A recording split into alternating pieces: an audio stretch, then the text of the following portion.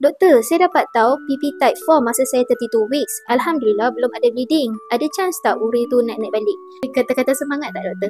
Assalamualaikum, salam perkenalan. Dr. Mu sini. Tips ni panjang.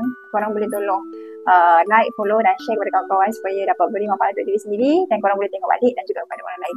Awak telah didiagnose dengan PP. PP ni adalah placenta previa. Maksudnya tu usia awak 32 minggu tadi kan. Uri awak duduk kat bawah, duduk kat pintu tu.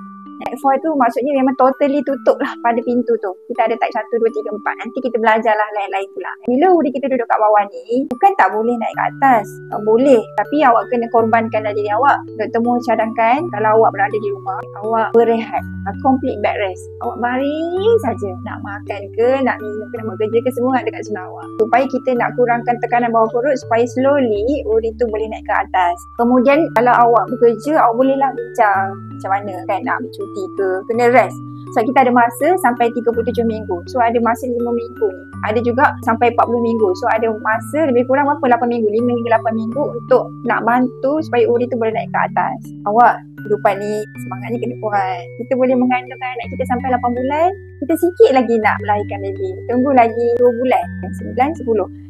Tunggu 2 bulan, sabar sekejap. Andai kata doktor dah cakap awak memang placenta previa type 4, dah jangan fikir banyak, rest, complete bed rest, rehat dulu, jangan bersama, jangan travel, memang baring saja. Itu kalau nak pergi, nak bergerak ke, itu untuk pergi toilet, itu pun sangat slow berjalan. Kan jangan nak meneran kan. Kalau kita teran pula kat bawah tu, batuk ke kan. Jangan muntah sangat, dia akan trigger bawah tu lebih berat lagi lah. Enjoy the life, tak payah stress-stress lah.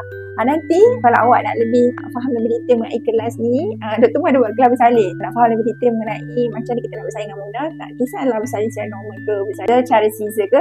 So boleh masuk kelas dengan Dr. Mu, kelas rahsia mudahnya bersalin. Kat situ banyak suntikan semangat, banyak tips-tips macam mana kita nak bersalin dengan happy, dengan yang terbaik sekali, teknik yang betul untuk cegah komplikasi pada ibu dan juga baby. InsyaAllah jumpa dalam kelas. Selamat manfaat.